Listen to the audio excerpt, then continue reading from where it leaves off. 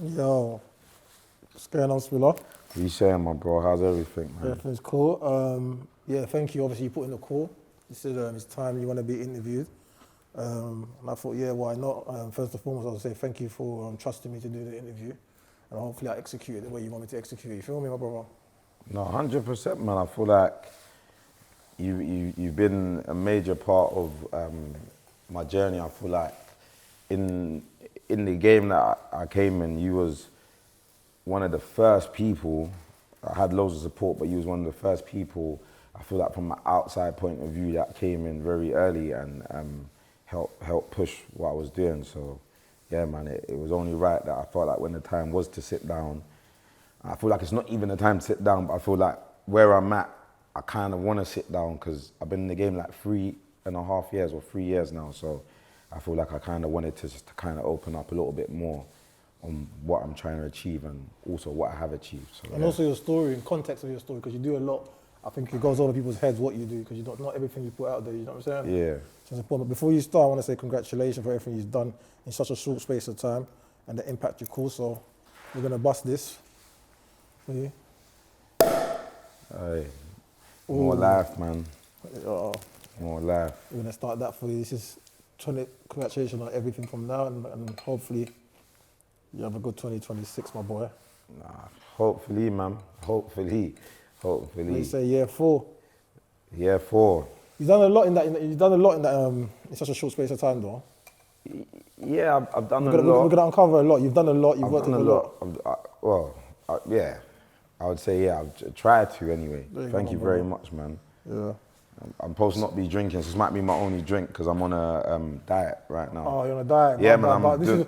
But I had to say. Yeah, I know. I had to do it right. You know what I'm saying? But thank you very much, man. Yeah. I always say I'm gonna stop drinking, but you know, it's my bad. It's my bad. One of my bad vices, isn't it? But all right, cool. I want to start from the beginning. We're gonna get through your whole journey, innit? Yeah. Mm-hmm. Let's start from the start of Spill the Juice. Where was you at when you thought to yourself, yo, let me come up with this idea, and why Spill the Juice at that moment? Do you know what I'm saying? Cool. So, to be fair, this might even sound mad, but it was my idea. But when I was obviously I had an ex-partner, and we was watching a lot of podcasts. Like that's all we would watch. Do you know what I mean? I wasn't really a TV guy. Unless it was like Power. I think sometimes that I was into Power, innit? And I was watching Drink Champs, and I was like, yo, I want to make something like this in the UK. And she was like, oh, I think... Are we talking COVID times? Yeah, you know, it was because the flat I was watching it in, I remember you couldn't view it. You couldn't go and view it. So it was actually COVID times. And she was like, oh, but I think Justin the Boy show will be better. That's what she said, innit? So it was mad competitive with each other. Not in a friendly way. It's good sometimes when you have a partner and you're competitive.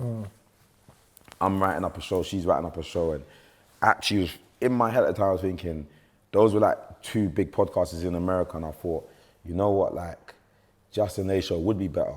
But that from that time I didn't act on it. It was like a 1.5 years later. I remember That's a long time, though. Yeah, 1.5 years later. At that point, I think London was open back up. I was partying a lot. I was in and around a lot of people that were in the scene already.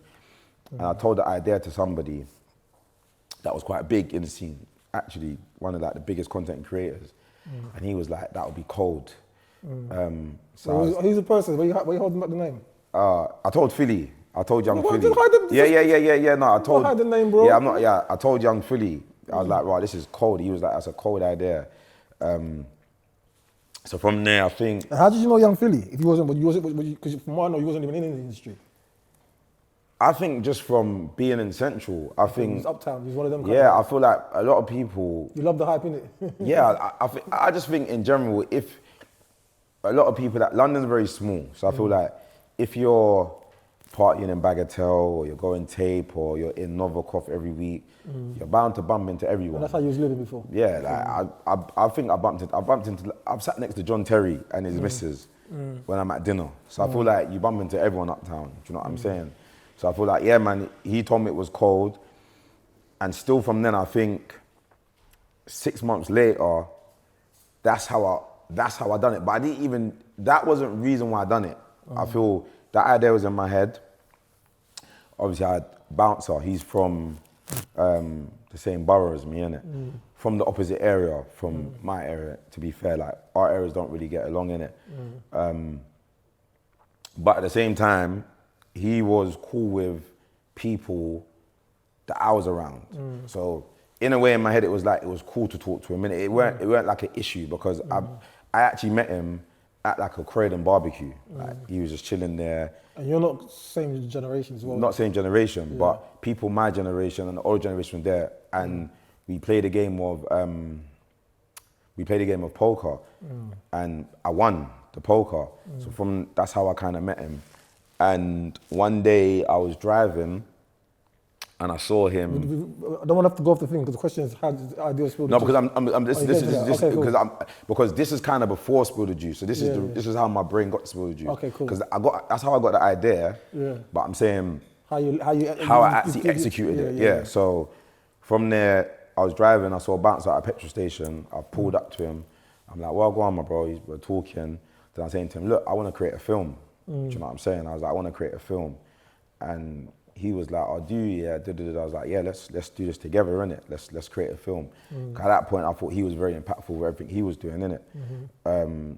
Shortly after that, I feel like 2-3 months later, we had a meeting, and he was like, "Yeah, let's do it." And we linked up with. He introduced me to Smiler, and I think Smiler gave us. It was a mad invoice, because he charged us 20 bags. I was gonna say it. So me and Bouncer went half. We paid 10 quid each. I say it's independent film that you funded yourself. We did a short film. We done that. Smiler, who the guy that does the one take, yeah. So from when we done that, that was like, for me, right, I'm gonna do my own thing now, because I thought I didn't have full creativity, create control of that, but I enjoyed the process of like, this is what we're gonna do when we're on set. I liked it. So it was like, yo, I had this idea that I've told people that they said would be sick. Now I'm gonna make it work. And then I remember even sitting in my house with Minnie, shout out Minnie, and I'm saying to Minnie like, yo, this is the idea I want to do. And at first I was going to do it in like a shisha lounge in Croydon called Ayat. And my bedroom Minnie was like, nah, like, we need to do it big. Like, if you're doing what you're doing, how we got to do it big. And then I found a rooftop. And from there, I just put it together, man. Like, first guest we had on was PK Humble and Yasmin Diaz, but that episode never came out. How did you, so from the idea, and then you decided the location, how did you get PK? Because again, do you know them from before? No, so my brother Riddell, who hosts my show now, he knew PK. And he actually knew John Wick, who hosted the first person who hosted my show with me, innit? And I met John Wick when he probably had like 1,000 followers. But I found him funny. So I was like, right, look, this is what I'm doing. I want to give you an opportunity. Come on the show with me. And then my friend Riddell got PK. And I knew Yasmin Diaz through her sister. So that's how I got them both on. And they agreed, yeah? Yeah, they agreed. Remember, like, you saw them the idea. Yeah. And they said, cool, they do it. Yeah. So I saw how I come across it. So did you shoot all the episodes at once, or did you drop it like? Okay, how did you get Moz then? So, I'll talk you through the journey of like the first season. So, the first season,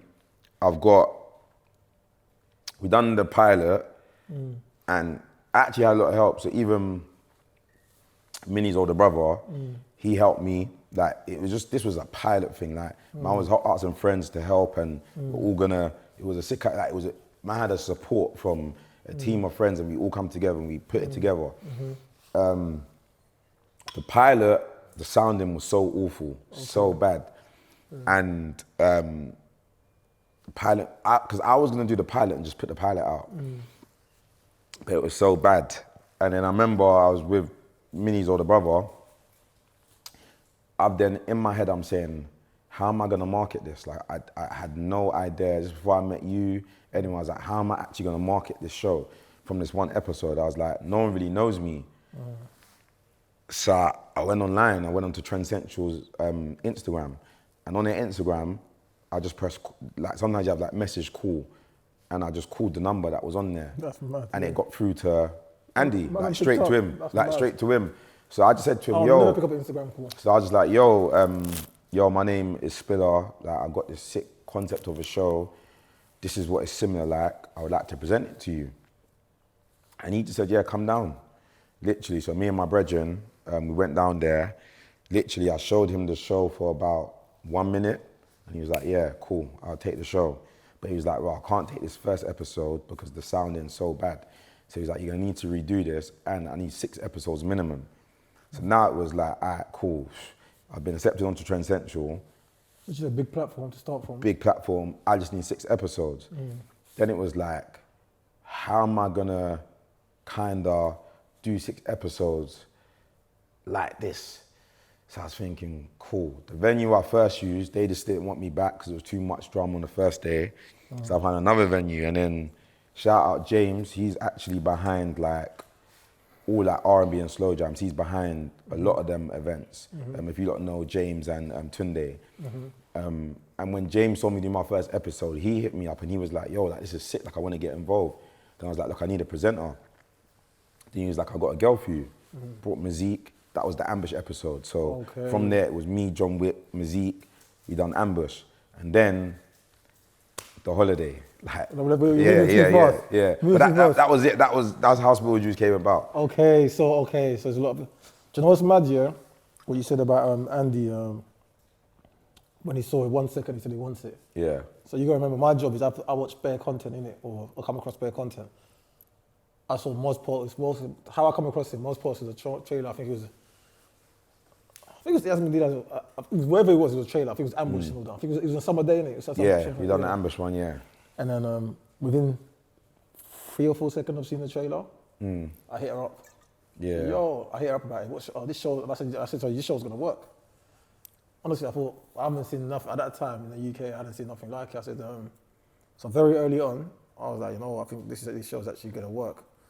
And then obviously, so at what moment, what point did you feel like, how early or when did you know that, yo, this might actually work?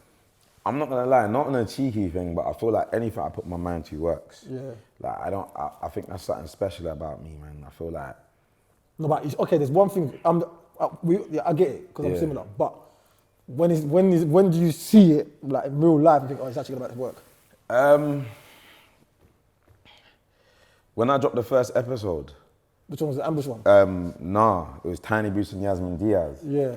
And when I dropped the first, because before I dropped the first episode, I'm saying to someone, I got this thing that I didn't want to be a guy on YouTube and drop something and get 1,000 views. Obviously, that might be very shallow-minded because it is, but I just didn't want to be that guy at the time from what I was doing, like a guy that's trying to be on YouTube and get 1,000 views. So I'm saying to someone like, I need to get 300,000 views minimum. That's how I was thinking. And someone said, look, like if you get 30,000 views on your first episode, like that's mad. Like, yeah, that is good. Really I remember we done that in the first day. We got like 30,000 views. 30,000 views Yeah, first first day? day with the Boost one, and it was going mad. And how we done it because I think I dropped it at night. Like say like I dropped it today, and we was flying out the next day, and obviously not going to the holiday. But I remember when the impact hit us. We was all in the villa. Rio Ferdinand's commented on the Tiny Boost post and he's put laughing marks. Obviously, I'm a Man United fan, innit? So when I saw that, I'm saying, bro, like, Rio Ferdinand's commented. First episode, yeah, my first episode. Mo Gilligan's commented on the first episode. Like, my head's gone because these are people that I've seen in it. Everyone's laughing. So from then I was like, bro, like, I made it. Obviously, didn't know how hard it's gonna be, but in that moment there, I remember going around the villa like I've done it. Like I'm thinking the £1 million check is coming tomorrow. Do you know what I'm saying? Oh, what? Did you drop the first one? Did you drop the first episode on holiday? What was it? So I dropped the first one the day before we went on holiday. Oh, swear that. So I did it as a marketing. So it's like So how come I saw it before? I saw the snippet. You saw the trailer of the Ambush one. The episode haven't come out. But we only recorded 2 episodes. Okay, yeah. So it hadn't come out. So when I dropped the trailer. So I was already kind of like saw the vision and jumped on board. Yeah, before I dropped. yeah, I didn't even know that. Yeah. You would have had to put your tickets and everything before. Yeah. Okay. Oh wow. Yeah. You know, I just saw. Yeah. You know, I just saw something and I thought it's gonna work, innit? Okay. I remember cool. that. And pause. I remember that moment because Mazik's called me. Yeah. And said, "Yo, made you think Made You Think just said he wants to come, innit? And obviously a man's from the road, innit? So in my head I'm thinking, bro, like, obviously I'm thinking, bro, man's on holiday, man's patterned it, like, I don't respect, at the time I didn't know, I was like, I don't even know who that is. Then she was like, no, like, it's serious. But so when I've gone, because I feel like before actually using social media, I'm not deep in how impactful probably your page is or how any other page is. And then when I went on your page, I was like, oh, okay, I know this, and I was like, you know what? Like, I was like, yeah, like that would be dope, like that would be sick. Like, and I even said to her, like, are you serious? Then I remember when I knew like how important you was, because when I called Bouncer, because he was coming, I was like, yo, Made You Think to come. Bouncer was like, what? Like, yo, that is mad. Like, yeah, like bring him. Like, that's big. Do you know what I'm saying? And people that you probably know, I feel like even your behind the scenes of that holiday made that holiday how big it was. Without your behind the scenes, I don't think that holiday would have been like that. Like, Do you know what's mad? It's mad how it happened. So I had a meeting. Me and Moz hadn't seen each other for a minute, innit? And like we lock in, innit? That's my people still. So just on the normal, say, boom, let's meet up for lunch. On the normal one, do you get it? So when I've seen her, she had like luggage. And I'm like, bro, them times I felt like she was traveling off. I said, bro, you're traveling again? And she's like, no, I don't even know why she had the luggage. But she goes, I'm traveling on Friday. yeah. And I said, well, were you traveling on Friday? And then she told me, remember, I already seen the trailer. So then I'm thinking, yeah, this might be a lit holiday. So I said to her, yo, what, who's boom boom? This is the only reason why I come. At first she said, she said, I said, where you're from? She said, South. I'm thinking, nah, I'm not going on holiday. I'm not going on holiday for one. Yeah, you're in South. Yeah, I'm not going on holiday for the South. a bunch of South future I don't know. You get me? Yeah. So I'm just like, nah. She's like, nah, it's cool. No, you know what she said? She said, no, it's cool. She goes, this is what made me actually have more faith in it. She said, I think Bouncer brought you somewhere to introduce you to me. This is what I'm saying. I first met you, you're right. I first met you at your penthouse party. Yeah.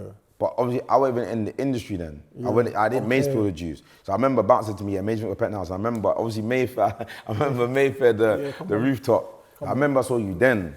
Yeah. But you know, we didn't really. It was just I'm hosting it. I'm hosting it. Yeah. So when she said, but he's come to us, remember, and remember how I thought about he's calm. Because first I was thinking, no, South Youths, no. But I remember, because when I was doing the invites, I remember saying to Bouncer, listen, please, all the guys I was inviting, I was like, no funny brothers, innit? This has to be a good vibe. Do you know what I'm saying? Yeah. So if I know, she said, use Bouncers +1, I mean, he must not be a problematic person. But the only thing I'm still apprehensive of, thinking, I don't know what his friends are like. Do you get what I'm saying? So I'm not really, but then she said, Bouncer's coming. So I'm thinking, if Bouncer's going to be there, it's cool, innit? You get me? Because me and Bouncer are locked in. So I'm like, yo, I'll speak to my man. I said to her, speak to my man, say boom, boom, boom, let me know if I play. She called me back, I think, she's like, half hour or two later or something, like she told me that, she spoke to my man, he said down, obviously man booked it. Again, I was very apprehensive, innit? Because remember, this is the first time ever in my life I've done this. I'm flying out with a bunch of people I don't know, bro. Yeah. And I'm just thinking, bunch of Southeast I don't know. Do you get what I'm saying? I've gone there. But anyway, it's not about me now, innit? So, cool. Let's go to the what made you decide to start taking Spill the Juice abroad? That's another thing as well. So when I come in the game, I only kind of knew about 3 shots of tequila and No Behavior. Yeah. To me, those were the 2 biggest podcasts. And obviously ZZ Mill show, but it weren't really a pod. It was a girl show. So I was like, if I make a better product, better than them 2, I'm gonna win. Okay. And on top of that, obviously I'm cool with all of them, so it's not a thing. But on top of that, I looked at like Margs was like an ex-rapper. I said, you know what? I want to show like people that are my age, because I was 26 at the time, you don't need to be a rapper to be fly. Like, you can be a podcaster and be fly. Because I feel like in the game at the time, it was just cool to be a rapper. Like, so I thought like, I got to come in the game and show people my age, like, yo, like podcasting ain't no, like, rapping ain't the only route to, not say be a dope boy and rap, but you get me, like, you can sit down and make it be bossy, innit? So I was like, yo, yeah, like, you know, we're gonna go 1 step extra. Like, we're gonna fly everyone out. We're gonna fly everyone out. And I just thought, I wanted to look better than all the other shows that in the UK. So I was like, yeah, we're gonna fly everyone out and make it look mad. That was my real reason behind it. I'm not gonna lie, so this is the first step, so I've come there now. So again, but you remember, like, you're new to the industry, innit? I'm not now. I'm years deep in it, so I've done a lot, I've been around, you know what I'm saying? So, cool, but credit to my scouting skills, because I'm clock Yeah, things no, quick. cold. So I've come there now, when we got there, I think them times well, with bouncers, I think that's his first ever holiday. Yeah. I think after not ever, but after I think he hadn't done 10 years in jail. Yeah, he ain't been out, yeah. So I think probation, he was so happy, he's like my first. And it's for me as well, remember our building made you think. So it's only that point where I think I would say I started doing okay financially. So that was my first holiday in a few years. Do you get what I'm saying? So me and him was just gassed about it. See, when I got to the villa, because remember, I didn't know you lot, so I booked my own hotel. Yeah, I didn't stay in the villa. Do you get it? So I did my own hotels, obviously. But when I've come to the villa, remember, I don't know the real pattern. I don't know the pattern. Yeah. When I've come to the villa and I see where you're shooting at night, I'm thinking, raw, like, I'm not going to lie to you, you came into the game very aggressive. I respected it. And when I started seeing the results from that, you don't even know that you was one of the reasons I started traveling to America to do content. Yeah. It's honestly off the back of that. No, I appreciate it. I started seeing the results, because what is your results came fast. But okay, okay, let's go back to the holiday, yeah? Brother, how many girls was there? Because you lot used to have bare girls on the panel. Yeah, I think the first holiday, there wasn't even girls sitting out. I think the first holiday, Brother, it was bare girls. yeah, I think more than 10, more than 10, I'm 12. saying, this is what I was thinking. I was thinking, bro, this is, I'm a businessman. Yeah. I hear you're doing content, but I'm thinking, bro, what you might have spent for this. I'm looking at the villa, I'm looking at all the girls. Remember, you had a chef, you flew out a barber. I'll give you I'll say it. I'll give you context what you give me. You had a barber flying, you had a DJ the whole time. Remember, we had the women chefing us. Wait, hold on, wait. Because the dog's, he's going to be in your view. Yo, Mbaku, move. Yeah, he's going to move. Oh. I don't mind him even coming here still. Yeah, you can be in there. He can be in the shop, but he's not there, yeah. Alright, cool. Yeah, so... yeah, go on. Just start off from when you were saying... So the holidays... You flew out, yeah. You had a chef. The women's cooking us food all day, don't you? Yeah. You flew out the chef, so that was food for everyone. Remember, that bare people had to eat every day. Remember, I'm a businessman, so I'm just doing bare calculations in my head. Then obviously the drinks had to flow for everyone. Remember, there's bare girls, bro. Then you had a barber come, trim you all the time.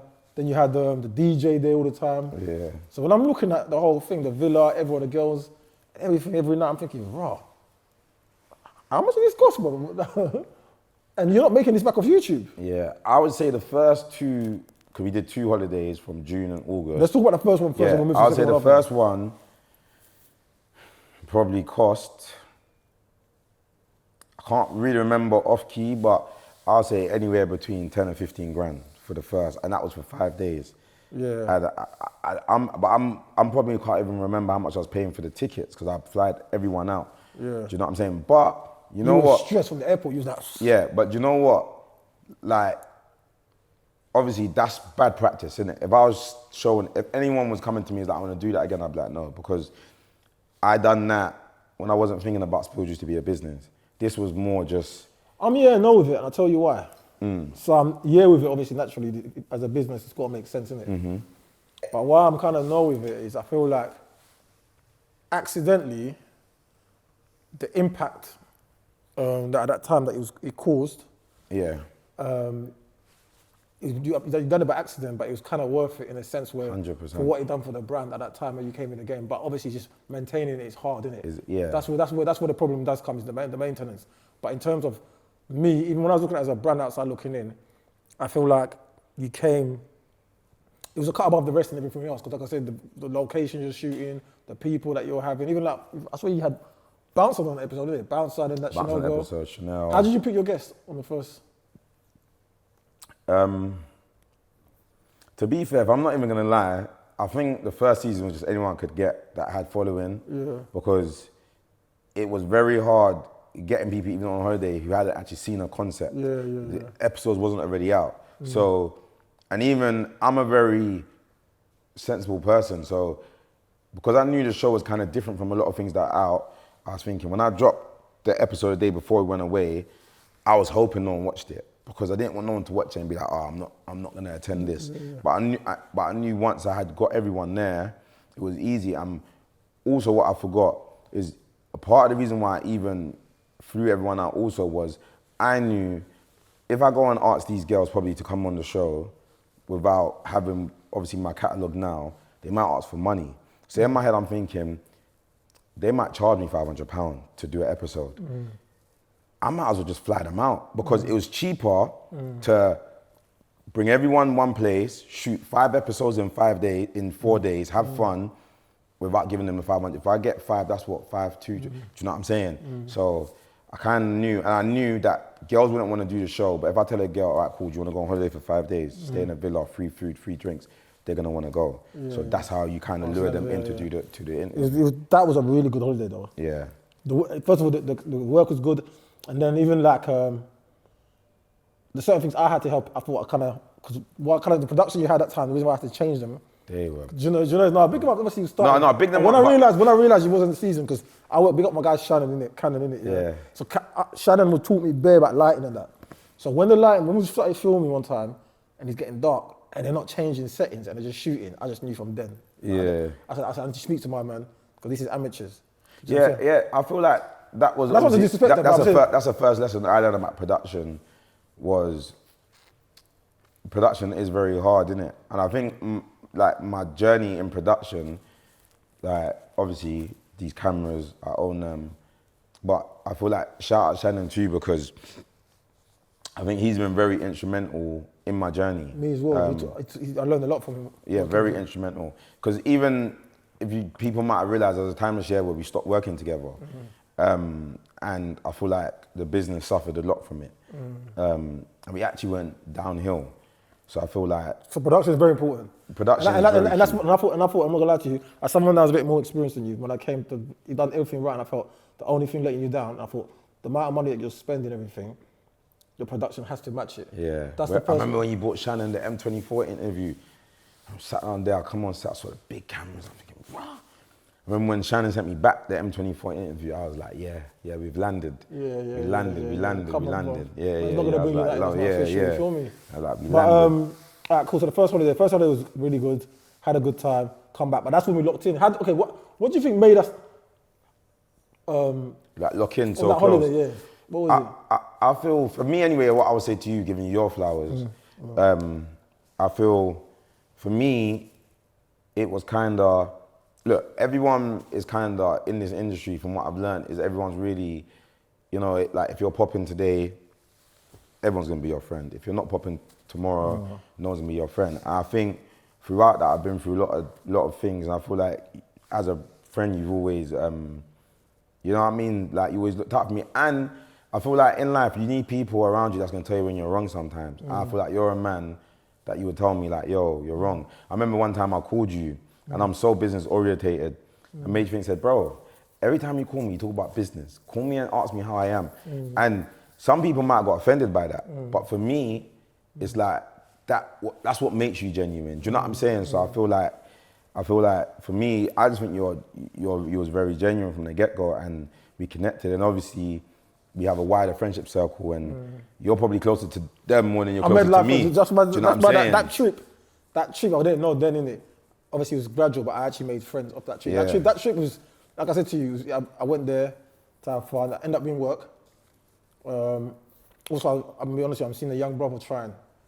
I'm not gonna lie to you, and I feel like I'm somebody that, if you come to me with a good product, or I believe there's a good product or there's potential in it, and I can help, I'm gonna help. Do you get what I'm saying? And to be fair, I felt at that time the game needed it as well. In terms of the standards, the standards, do you get what I'm saying? And also one thing I liked about it, which I think you forgot a key thing, is when I spoke to you about Spill the Juice earlier on, you said to me, I want to have a platform where the female influencers can come on. Feel comfortable, yeah. Yeah, and you know what? And at that time, I remember, if you like you said in the podcast space at that time, it was just very male. Other than ZZ Mills, I don't think Madam Joyce was there. It was very male. I think obviously you had a Wumi Bello and all that, but it's very male dominated space, and he wasn't also like the kind of the uptown girls, innit? Basically, they weren't in it. So I feel like, when you told me that, I felt like, okay, cool, you know what? Maybe I could see a gap in the market for that. That can work, you know what I'm saying? There still is a gap in the market. Yeah, but we're going to get to that. But okay, cool. Let's go. And then,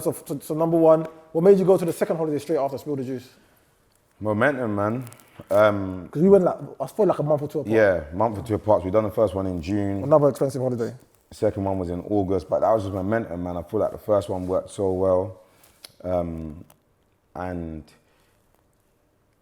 it was, you know, I've always been a bait guy. Everyone's always known me from my area. But from that, when I came back from that holiday, there wasn't a place I was going that I wasn't getting stopped. Well, first one or second one? Yeah, first one. Like, I was getting stopped everywhere. Like, yo. Oh, so you went viral like that, yeah? Yeah, like, yo, that show's mad. Da, da, da, da, da. Like, so I was like, you know what? We're going to have to run this back again. Okay. But we're going to get, obviously at that point now, you're forgetting, really and truly from the first episode, PK Humble weren't the PK Humble today. Yeah. PK Humble was still doing his thing, but it weren't as big it was today. And that's why I even rate him, because I've seen his journey from then. Do you know what I'm saying? Yeah. But, like, if you look at that whole season, Bouncer and Tiny Boost would have been my biggest guest. Yeah. Do you know what I'm saying? Yeah. And Ambush. And Ambush. Yeah. Them three would have been my biggest guest. After that impact had done, gone to the second season, we was able to get M24, Tennessee.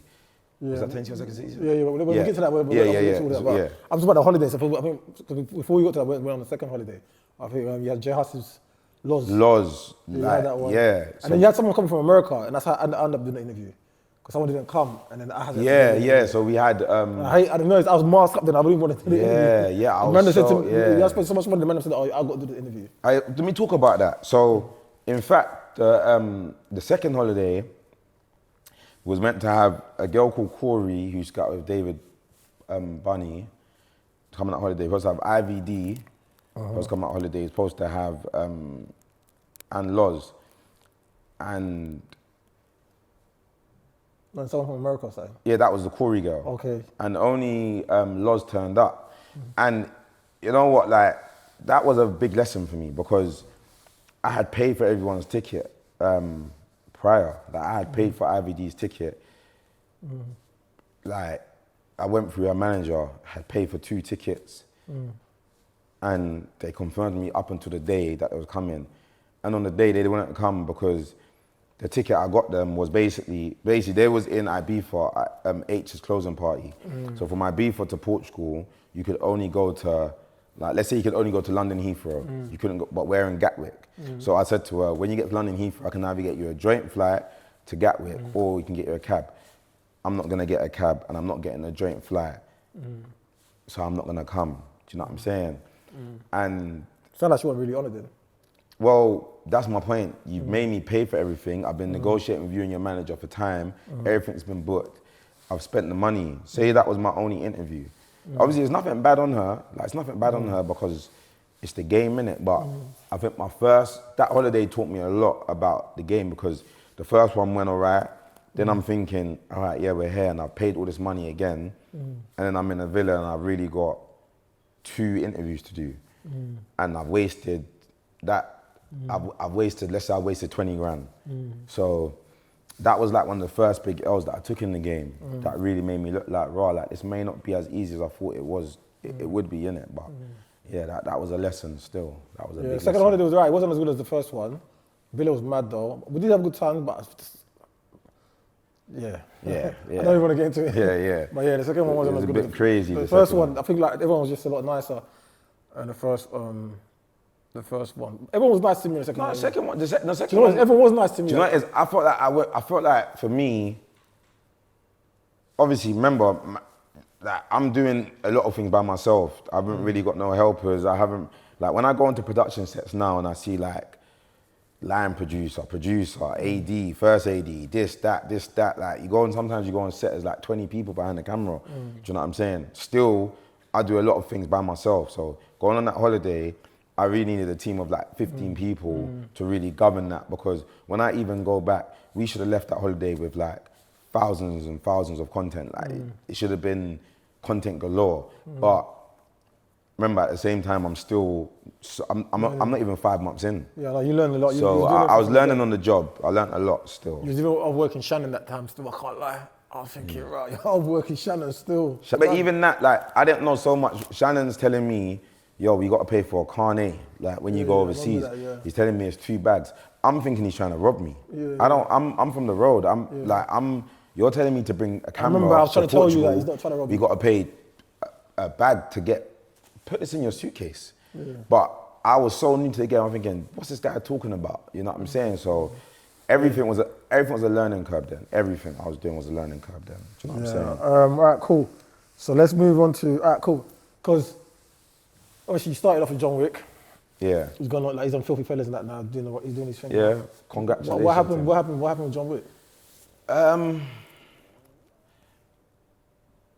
You know what? I feel when I met John Wick, he was already doing like a lot of funny stuff on Snap. That's how I noticed him.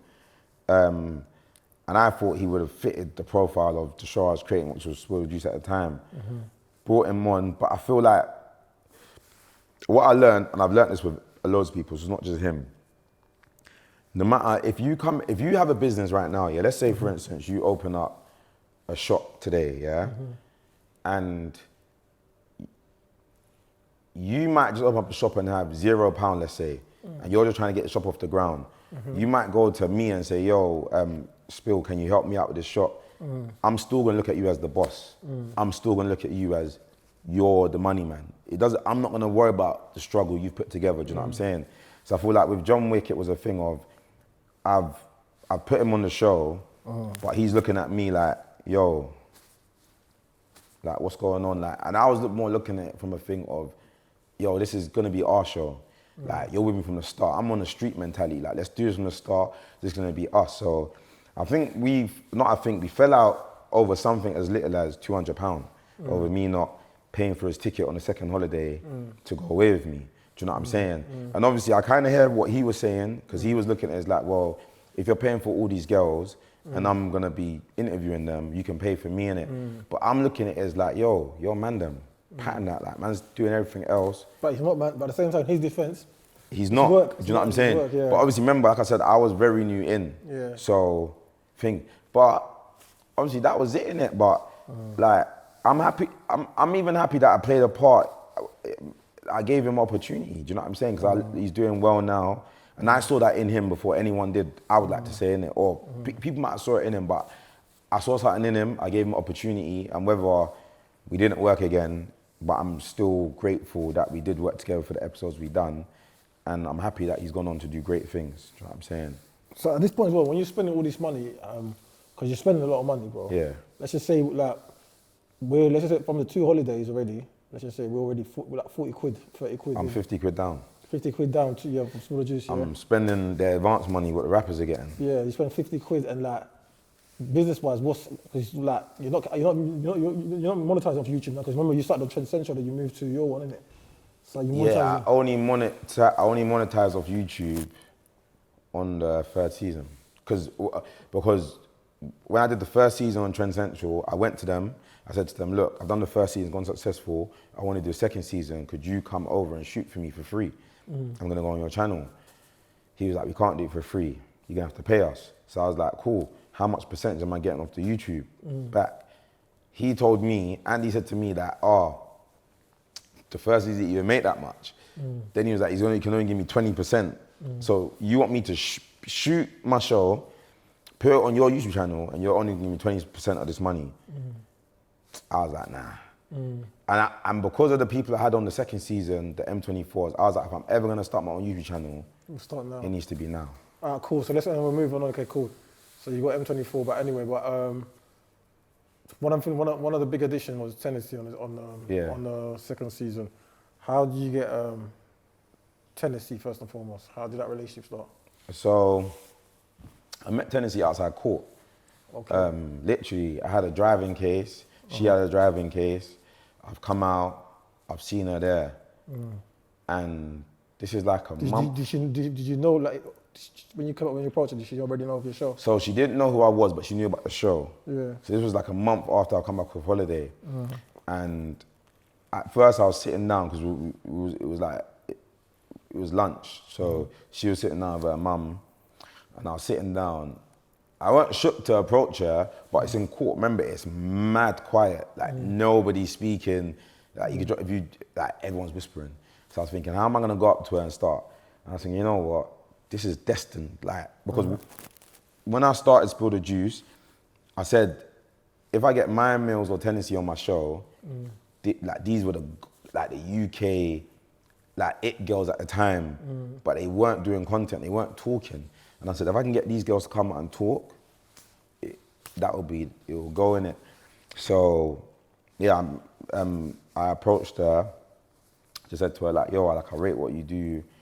I think you should let me interview you on my show, Spill the Juice. She had heard about it. And she just said she was down. Literally, she said she was down, took her number. And to be fair, that was actually no hassle because we just went back and forth, got a date in. Then she came with Skylar Tyler on the day because she was actually on the interview, innit? And she's doing amazing now. Like, selling out, doing crazy things she's doing. And we done the interview.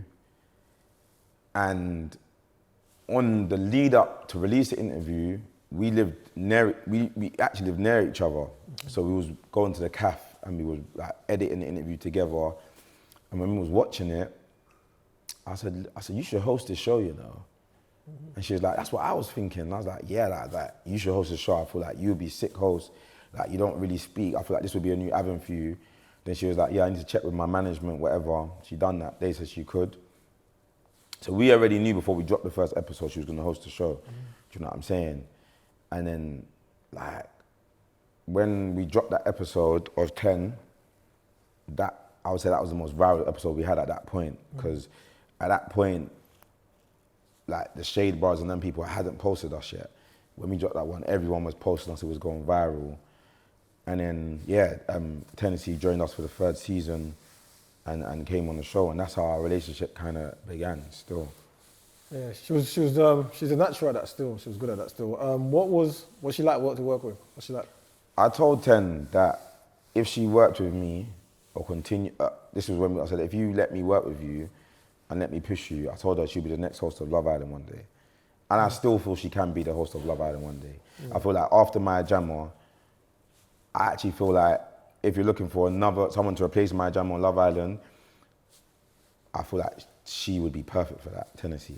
She would be perfect. Obviously, I don't really watch them shows, so I don't know. Yeah. And obviously, but what I will say is, in terms of as far as a host on the show, she's a natural, and she's likable. She's got a nice personality. You know Natural. How did you? Because obviously, she ended up in a boxing fight with Paige Cake. In there, obviously, I was privy to that, knowing when everyone else thought it was real. Yeah. Online, obviously, I knew that it was being put together for them to fight. Yeah. How did obviously you was instrumental involved with that? How did that come about? What made you decide to put her in the boxing ring? So, obviously, we had an episode of RD, and we had that girl that came on and was just talking madness and moving mad. The whole argument was on the show. Her and Tennessee had a little argument because she told her. Was this real? No, this was real. She told Tennessee she was a certain age and she wasn't, or something like that. Them to have got into a squabble on the show. And when we've come off like recording, she said to Tennessee, I'm not really gonna repeat, but she said something very disrespectful to Tennessee, should I say. And Tennessee went mad. Tennessee wanted to fight the girl there and then. But for me, I'm looking at Tennessee like, you're a ting, like you're nice looking, like what, like, and obviously I started to learn, Tennessee had been fighting, like, these girls, like, out, like, she's been getting into fights. You want Tennessee like that, yeah? Yeah, like, she's actually on fighting, so. Okay. So, at the time I was working with Cole, like, me and Cole, who used to manage RD. Yeah, shout him out too, shout him out, because he was one another person that actually came in and helped very early on. And me and Carl are saying. And credit to you quickly. I'll just stop there. Yeah. Because, and again, I learned that from you as well, because you're never too big to learn. Because you was doing things such a big level, so you attracted me, for example. Then you attracted Tennessee wanted to be on your show. Then you attracted Carl, who's managing at that time RD and that they're flying. So what I learned from observing that is sometimes if you just go big, you attract other things that are big. You know what I'm saying? Remember as well, because you're not even, all these times now, you're still a baby in the industry. Yeah, 100%. And I'm seeing your growth, and I'm seeing how the people that you're attracting. Remember? Yeah. But you're going anywhere, carry on. So you said how you got to the fight. Yeah, me and Carl are sitting down saying we need to do something with her more than what we're doing now. and Carl had a link with Mams, who's KSI's manager. And he hit up KS managers like, look, we got Tennessee. What would you let her fight on Misfits? Then he was like, if you lot get the hype for the fight, we'll put the fight on. So I remember I'm saying Tennessee, like, would you fight on Misfits? Tennessee saying, yeah, like, I would do it. So I was like, all right, cool. I was like, who do you want to fight? I'm sending her girls like from Love Island, like not in this way, I'm sending her like skinny girls from like that I think she would easily just mash up. Tennessee's gone out and said, "Raw, Paigey Cakey." Oh, so she called that for Yeah, I think she actually said, yeah, like I would fight Paigey Cakey. So I was like, cool. Carl's then hit Paigey Cakey like, yo, would you fight Tennessee? She's like, yeah. So I was like, cool. So this fight was basically planned before they even come on the show. Okay. So when they've come on the, we did four back-to-back live shows. When they've come on a live show, they're looking at each other, but they know they're gonna fight. So they're like, hi, and I'm like, you all right? You get me? Before the live show, we've sat in a room together. A lot of people don't know that we do prayers before our show sometimes. Like we sat down, we prayed together. So like, just bless us before we go on stage. We've gone on stage, we've done the episode. Then I said to Tennessee, look, do a story time. Say the girlfriend was looking at you, and so on, so happened. Yeah, it's like a WWE thing, you scripted the whole thing. Yeah, the internet ate it up, and we put on a fight. And so many people was waiting me and saying, "Wow, do you think this fight's real?" I was like, "Oh, yeah, Allah." But credit to the girls, man. Credit to Paige Cake and Tennessee, because I feel like that's never been redone in our culture. For me, that was one of the biggest events from our culture. We put on a fight with Tennessee and Paige Cake at Wembley Arena off the back of a podcast. What was Misfit? Because I don't know the business of Misfit. Yeah. What was Misfit's reaction to? Because it was going viral everywhere, innit? Yeah. What was their feedback? They loved it. They loved it. They was supposed to do a rematch, but obviously Tennessee's then had a baby and life has kind of changed for her. So I don't think that was possible. But yeah, they loved it. Did they get paid? 6-figure deals. So got 6 figures. Okay. 6-figure deals, man. Why did you stop them? Wouldn't you put some other? Because I felt like if you saw the success of that, wouldn't you do more Misfits and put some fights? I think I would have loved to at the time put more fights on, and I was speaking to PK Humble. I wanted to put PK Humble versus Ambush on. I called them both. I said, yo, Ambush, would you fight PK Humble? Yeah, let's do it. I was talking to Tigo. Like, I'm new. I'm not even 6 months. Yo, put this fight on. I spoke to Loz. Loz was willing to fight. I think Loz even went training one day to fight. Do you know what I'm saying? I was trying to match the fights, but I think what I learned, Tennessee was marketable in other cultures. A lot of people was not marketable in other cultures. Okay. So you say that Tennessee had a brand that white people tune in. White people tune in. Okay. Do you know what I'm saying? A lot of people, I get stopped everywhere I go. A lot of people that stop me, they're not all, like, a lot of people stop me off the back of Tennessee because it's like, they watch Tennessee. Yeah. So like, a lot of people remember me off the back of that, and that's people like white people and white gold. I've been in Ibiza, and people from, where was it again? I think it was like Ipswich or something, come up to me. Yeah. And was like, Spiller. I'm like, you're right. Like, yeah, like, spill the juice. Like, yeah, like, we love that show with Tennessee on that. And these are people that I just wouldn't think would even be tuned in to what I'm doing. Do you know what I'm saying? So I feel like Tennessee's got a massive. Do you think she's not reaching? Do you think she's fulfilling her potential right now? Do you know what it is? Yeah, I feel like with 10, from my conversations with her very early on, I feel like she always wanted the baby. She was always ready. She was always ready to have a child. She said that very early on, and I feel she will still get there. I feel like she can be doing a lot more, but at the end of the time, we got to remember she's now a parent, and her podcast is actually really big, her and Danny Aaron. They got a podcast? Yeah, it's actually very big. And I feel like she's in another world now. Yeah. And I feel like that's more positive for her. I feel like she's left the culture and she's into that world of the industry, and I feel like that suits her more. But I do feel that we do miss Tennessee within the culture. I feel like having Tennessee in the culture on shows like Spill the Juice, or necessarily dating rappers from the culture, I feel like that helped our culture a lot. Do you know what I mean? So I feel like, if anything, we missed Tennessee from our culture. Do you know what I'm saying? That's what I would say. Okay. Okay. So then, if Tennessee clearly looks like she was valuable. She was a valuable asset, like you said. Like you're getting noticed by people from the other side of the world. So that means she's open, and the numbers were numbering as well. Yeah. Let's be honest, innit? With her on the platform, innit? The numbers were numbering. Yeah, we're still getting them numbers though. But yeah. Now the numbers dipped for me. We're sticking to the timeline, innit? Yeah. The numbers were numbering. So obviously she's a valuable asset. Why do you no longer work with her? I think I went through some situations, and if I be honest, yeah, even the situations that I went through, I feel like when we finished the Misfit, what my problem was is that, and I learned this, another learning lesson, which is nothing bad on her. We put the whole brand behind Tennessee. When we done the back-to-back live shows and lead up to a fight, we never recorded another episode. Like, and she trained for 12 weeks. So we took 3 months out. I was following her every day to box. Like, I was actually going there. I found her boxing. I was going to boxing. Carl at the time was doing Page Cakey. Like, we was actually pushing this fight. And they were training properly, yeah? And they were training properly. Okay. And then after the fight, the plan was to come back, obviously, on the show and create more episodes. And I feel like Foot Asylum came up very early. That comes straight after. That come like 2 months after the fight. And obviously she went on Foot Asylum, met Danny Aaron's. Okay. So, and obviously we had talks because, you know, there was a point when she was still going to come back and do the show. And then the last of that conversation me and her had was that the contract agreement that her and Danny Aaron has for their podcast wouldn't allow her to do another podcast. Do you know what I'm saying? But people always ask me this, like, are you mad? Or do you feel like,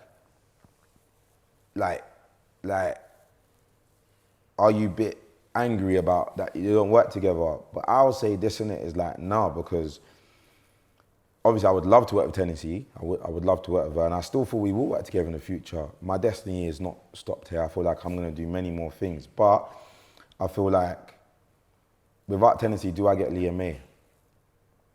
Do you know what I'm saying? Without Tennessee, do I still go on to have the success that I've had? So I feel like she played a part in my journey, and I thought I played a part in her journey. I did. Do you know what I'm saying? Like, I feel like I played a part in the journey because who knows, without Spill the Juice, there might not have been a Page Cakey fight. Without the Page Cakey fight, there might not have been Foot Asylum. Without Foot Asylum, there might have been a Danny Aaron's.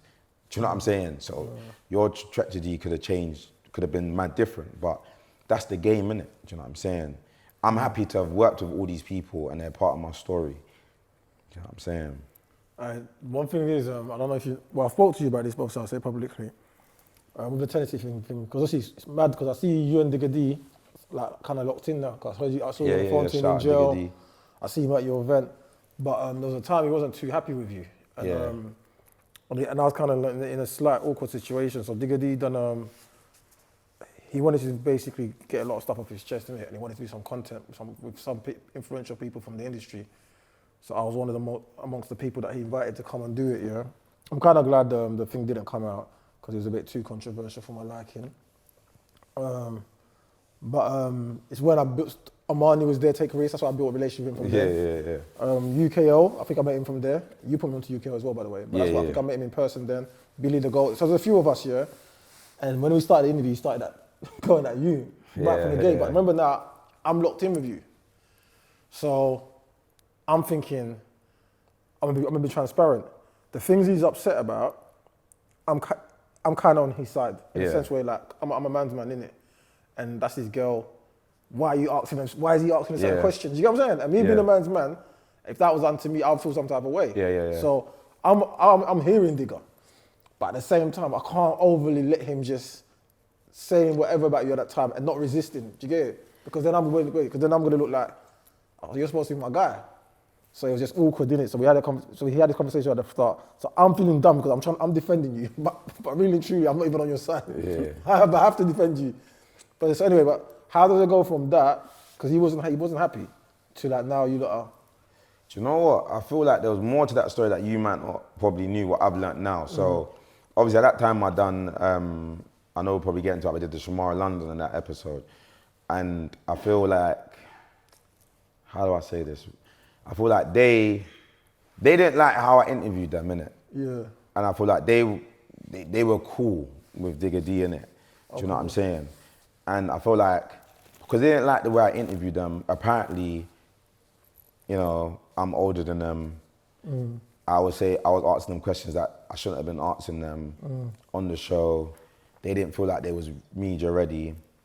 But, you know, like, it doesn't even make sense because, like, yeah, I don't know it. But so I feel like with Digga D, there was other people that were feeding them things, and then obviously the Tensi interview.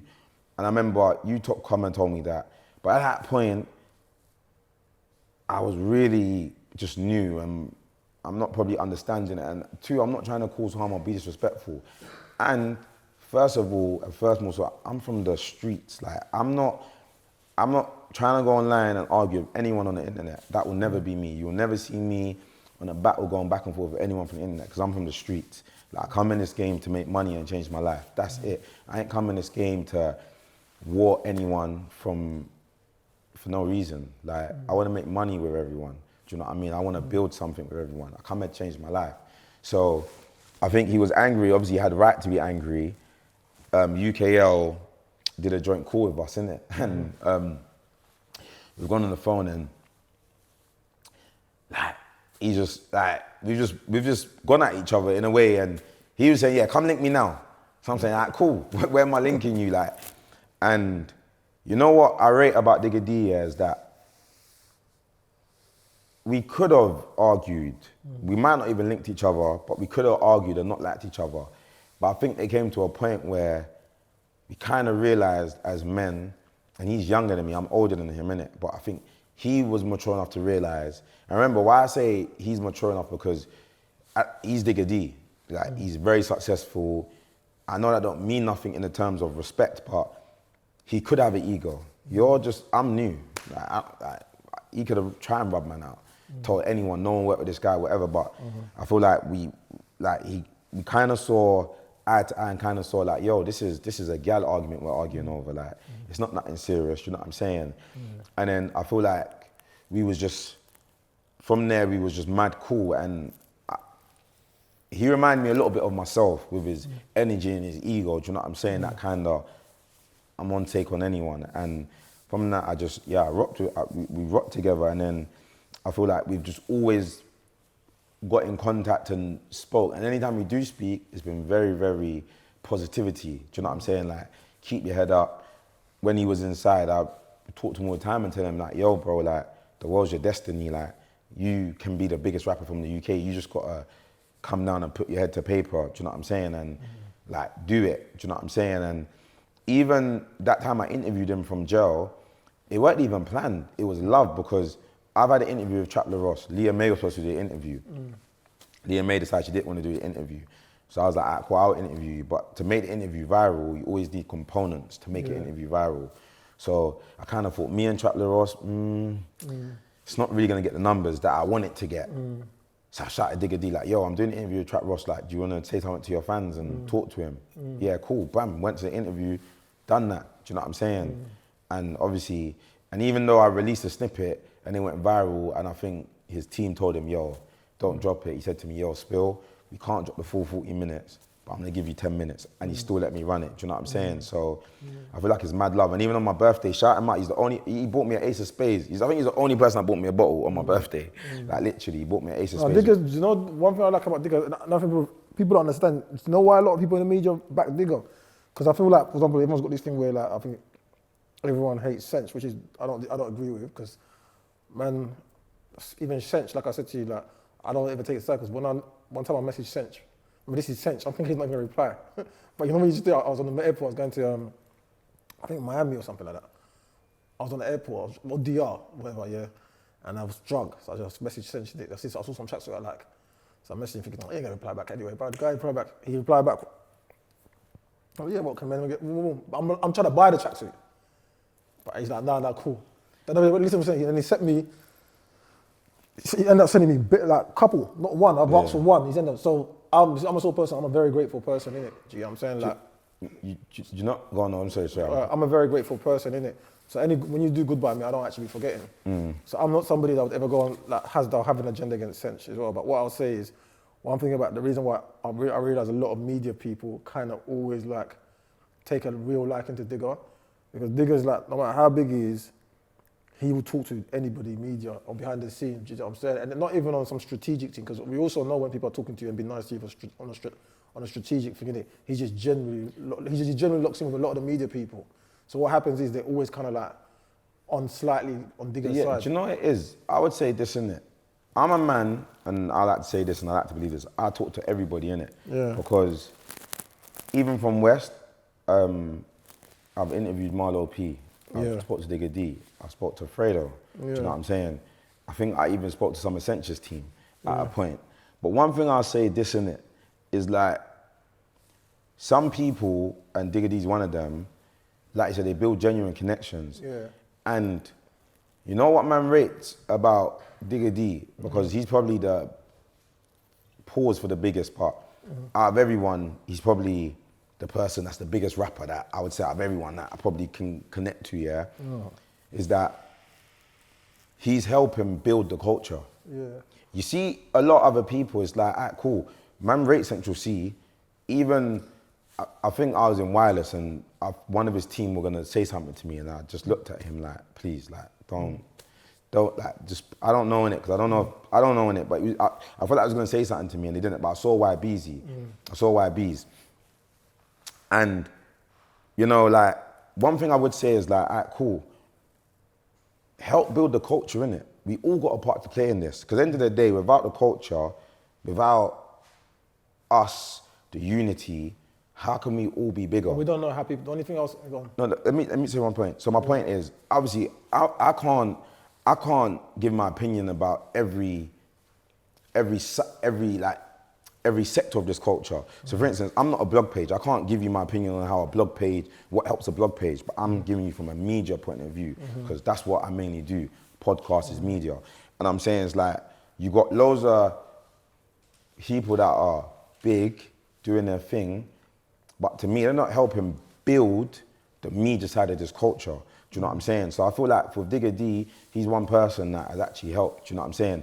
I feel like with Sench and that, it's like when people always say like, oh yeah, like he's too, and this ain't Sench, you know, because Sench, I might meet him, he might tell me different. But what I'm saying is like, when people like that say, oh yeah, like, when I see them people doing interviews in America or doing like Max Playboy thing or they're doing Vogue, I understand it, like bread's running, you're doing your thing, but it's like, yo, you dropped an album, why didn't you do Young Spray's podcast? Why don't you do a Spill the Juice? Why don't you do Azizi Milk? But listen, my point. My point is, everyone builds differently, it helps, because, and I'm going to kind of defend Sench in a sense. For example, you're saying, hey, don't... I'm not just saying Sench, I'm saying general. I'm saying, for example, I saw YB's, I think on Snapchat today, or yesterday, he was writing down notes. I think he's doing something from work, some sort of work. I've read his Substack. I read it. I read the whole Substack. Well, I didn't read them. I think it was something to do with catch.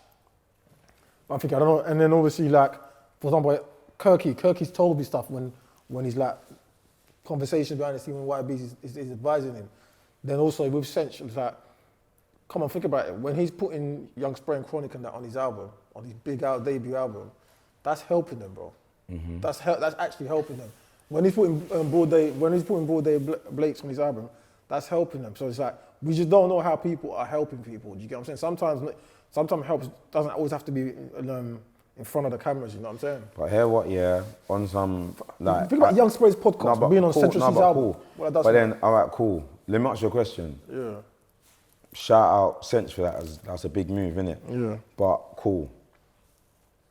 Obviously, look, I don't want to talk on this. I don't know. I see Young Spray in Sinners tracksuits all the time. They could be dropping him the bag. I don't know. They could be giving him a 20, 30 stack, 40 stack for wearing for a season. I don't know, innit?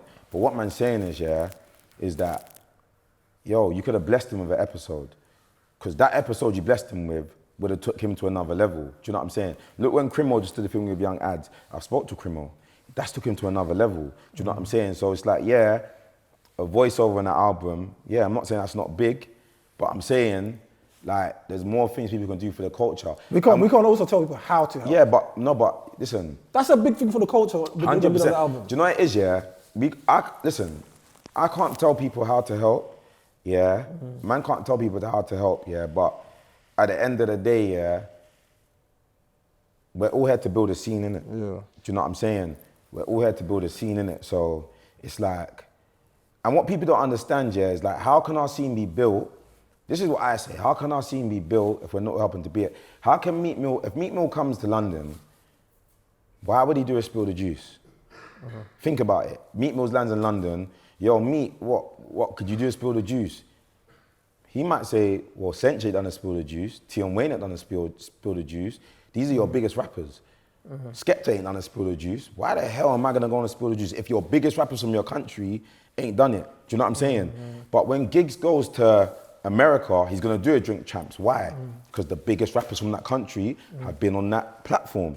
So with our culture, it's like we're trying to be bougie and you know what it is? I'm just saying how it is, isn't it? People might not like it, but I'm saying how it is. Man trying to be bougie or I'm not doing the mix-up thing, I don't want to talk on that, but it's like, yo, like, Yeah, but I've seen people tell me, this is my story, innit? So I'm gonna just talk like, it's like I bucked Harry Pinero at Wireless, yeah?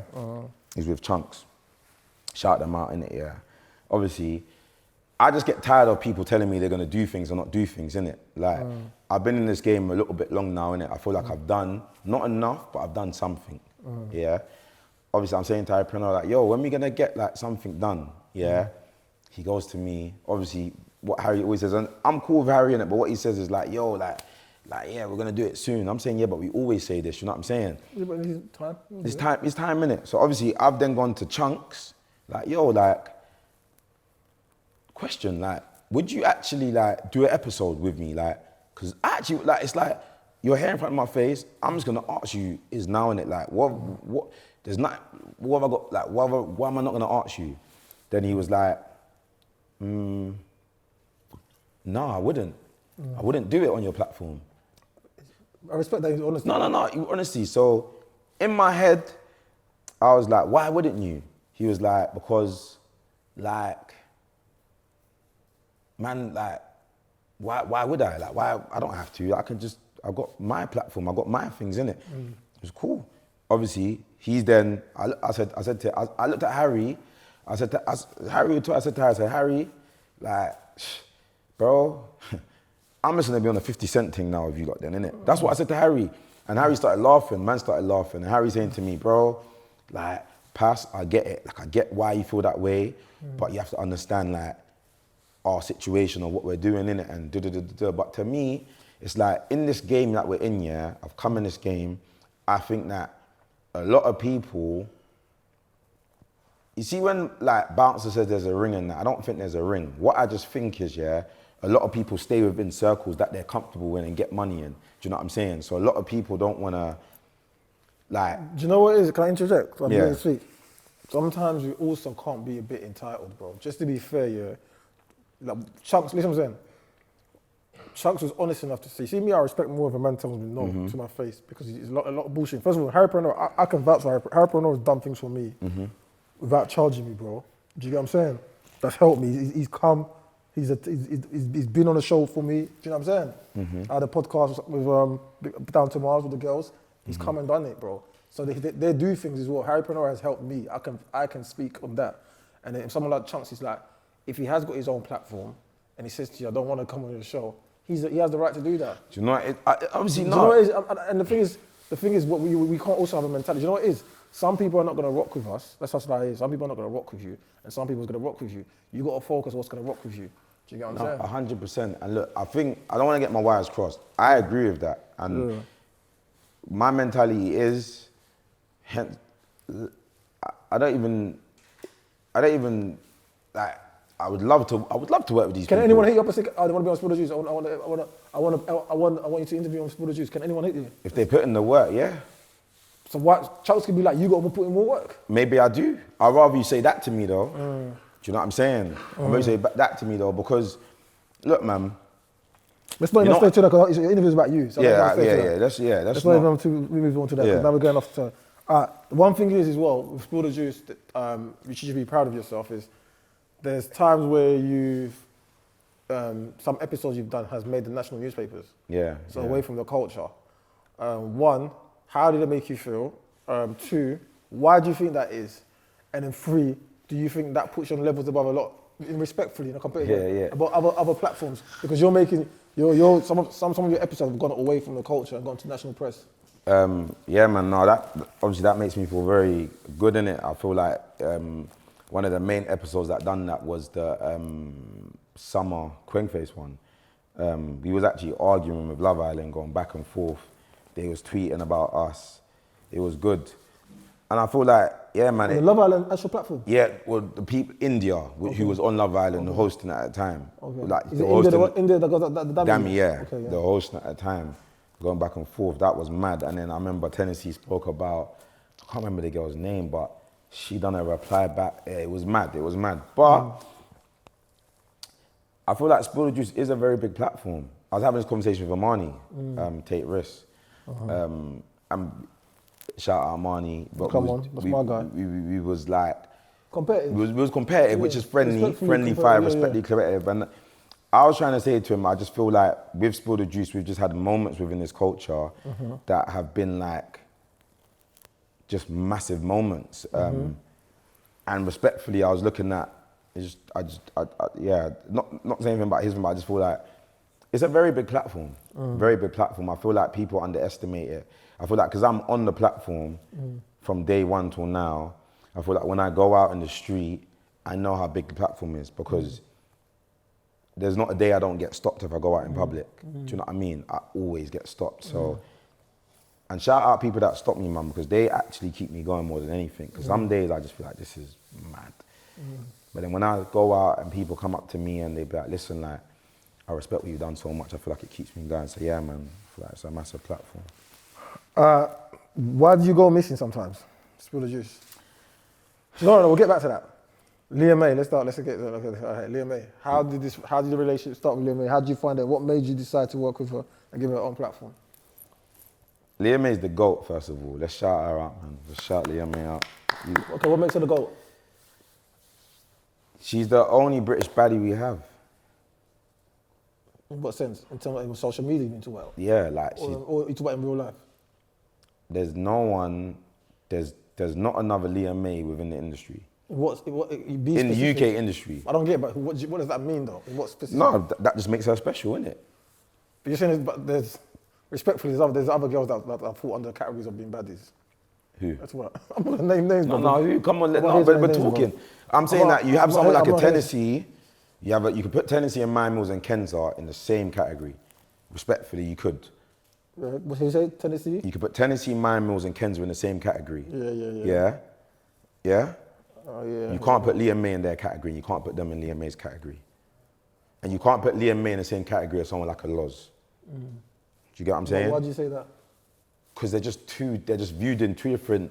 All right, cool. Do you know what I'm saying? You get what I'm saying? So that makes her the GOAT to you? In her category, she's the GOAT. She's you get what I'm saying? And obviously how it came about is that obviously I wanted to make a girl show, and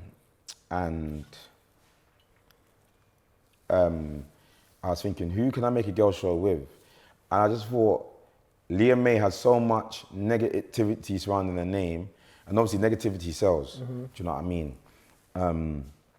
So I thought, let me have a meeting with her. So I contacted her, got her number on Snap, UKO, through-balled me, and then we went to, I think we met up in Soho, Balham. We had a meeting, and I just said to her, look, like, this is what I've done with Tennessee, this is what I've done with like Spill the Juice. I would love to work with you. Like, I would actually love to change the narrative around your name and actually do something positive and create something that you can be proud of. Do you know what I mean? Do you think you changed the narrative now? I feel a little bit. Okay. I feel in some ways, yeah. I feel like the job's not done with Liyah Mai. The job's not done, so I feel like we still... Do you think she wants a narrative change? Yeah. Do you think she cares? I think Liyah Mai is a very... I've gotten to... everyone I've worked with since I've come into the content scene, Liyah Mai's been the best person to work with. Okay. The most easiest person, the most respectful person. Easier than Tennessee, more than that? Yeah. Oh, is it? Liyah Mai's been the easiest. It's really easy to work with. Yeah, but And Tennessee, like, obviously I haven't worked with Liyah Mai, I'm saying, but people I've been around. but 'Cause I was around it's for more. various reasons. Okay, yeah. I feel like Liyah Mai is the most, like, attention to detail, how things look. You do an episode of Liyah Mai, sent to Liyah Mai, you'll get in the next hour, she's sending you 100 bullet points. Like, that needs to be changed, take that out, take that out, take that out. And she cares about her brand a lot. And Liyah Mai is actually the biggest artist I've worked with in terms of, Liyah Mai to me is bigger than Tennessee. Why do you say that? She is. Oh, is it? Liyah Mai is bigger than Tennessee. Liyah Mai worldwide is bigger than Tennessee. Like, Liyah Mai is massive globally. If I went to, if me and Liyah Mai got to America, it would be game over. It would be game over. Why do you say that? Because she has access to every rapper in America, and every rapper wants to do an interview with her. We get hated at all the time. She just obviously doesn't live in this country no more, so it's very hard to construct these interviews. But Liyah Mai is like, Then don't waste the time. You need to get something. yeah. That 2026, like, Don't waste time. But do you think she puts enough effort in her interviews though, as well though? No, I feel like she puts efforts in her interviews, but I feel like The interviewing skill set. yeah, I feel like that's something she needs to work on. Yeah. I'll be honest about that. She needs to work on that. But I feel like it's something that she wants to do. You know, like, and that's what I love about Liyah Mai. I feel like obviously people might not see episodes coming out, but me and Liyah Mai talk every week. Okay. Like, we're planning. Like, So she's on it. She's on it. Like, I give her that. She's on it. So our journey's not finished. Okay. And you think you think she's the one to take it there? She's the one to cross over to America. How did you get to Toronto? Because that Toronto went viral everywhere. Yeah. That went on academic, that went everywhere. I think that was my most viral thing I've ever produced. Because top 5, Liyah Mai, all of that is a recipe. So obviously Liyah Mai knew top 5 already. We found out he was getting released. So you knew before he was getting released? No, we found out he got released. Okay, yeah. And Liyah Mai said, look, let's go over there and interview him. And literally, this was like the day after he got released. And we just like, let's do it. He get me, let's just do it. At the time, I was working with someone called Culvers who was doing the cameras, booked the tickets. We flew out the next day, landed in Toronto, and like, it was mad because I'm going to buck the mad people in Toronto, and a girl's bringing me. So you know how it looks like. You know, like a girl's bringing me and she's a ting, and then they roll up with me. But obviously we locked in it. I feel like top 5 was mad cool. We have a great relationship. I like top 5. You know, he gets a lot of bad things, but do you know what? I like top 5 still. Yeah. I like all them Toronto guys still. Yeah, top 5. They show me a lot of love still. Yeah, the Toronto guys are cool, man. It's nice out there, man. Toronto's good, I think. I fuck with pressure, show type Presser. Yeah. Old type Boondog. Old type YG. Old type top 5. Yeah. Toronto's a sick place, man. Yeah, I mean, whole type Keep 6 solid as well. That's my guy. Yeah. I even met him in the club. Keep 6 solid. Do you know what it is? I didn't know when I linked up with them, I didn't know how big the link up was. I remember when I did the picture and you posted it, and I saw that it went mad, and I'm thinking, bro, like, this is kind of like a big thing, innit? Yeah. We're all part of the story, innit? Yeah, man, rock with them lot in Toronto over there still. But yeah, go on. So you've gone to Toronto, you butt them, and I butt them, and then we went out. I butt them. We went out, and then we locked in. I went out, and then we landed at the interview, and that interview was, man. See, what people don't know, people always said like that interview there was like 20 guys behind that camera. Oh, is it? Yeah. When Top 5 was like, GG, done him, like there's guys in the back, like, I don't know if obviously allegedly I don't know but it was a hard interview, but we got it done, and I felt like that was a success, man. But were they welcoming to you? Because very, very welcome, very well. In the end, I was very, very welcome, very welcome. Like, I've got a lot of them on Snap. We talk, and it was very good. And in the end, man, I can't lie, I felt that was like one of the moments, like, you just done something and it just worked. And I dropped the interview before man come back to London. Oh, is it? Yeah, like. And that was still like pre the hype of Kendrick and Drake as well. Yeah. And that's why it went viral everywhere, innit? Listen, it was on the Canada News. DJ Academics posted it. Kodak did a whole live about it. it went mad. Do you know what I'm Oh, yeah, saying? because the talk about Kodak Black on it. Yeah, we got our first. That was my first ever 100K views in 24 hours on my channel. Oh, was it? Yeah, my first ever 100K views in 24 hours. Yeah, so that's why you kind of you got to try to maybe go back to the States or because the market's a lot bigger, isn't it? The market's a lot bigger. We have to. So obviously, stick with top 5. Obviously, it's unfortunate what happened to him and when they come down. Obviously, I don't know. Did I link top 5 or did I link his brethrens? I linked his brethrens, isn't it, or something? He was with you lot at Wireless. Yeah. This summer. Obviously, whatever you can say, what happened? Because you was No, we can talk about it. Yeah, we talk about it. No, so obviously top 5 came over to London. He hit me up before when he was flying out. He was like, yo. So you stayed locked in from Canada, basically. Yeah, and he hit me up. Was like, yo, Spill, I'm landing tomorrow.